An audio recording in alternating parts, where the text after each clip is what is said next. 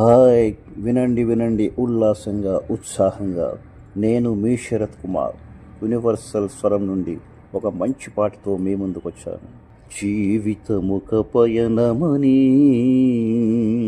గమ్యం తెలియదని తెలిసిన ఈ మనిషి పయనమాగదు. జననం ధర్మమని మరణం కర్మమని తెలిసిన జనన మరణ చక్రమాగదు. ఈ జీవికి తప్పదని తెలిసిన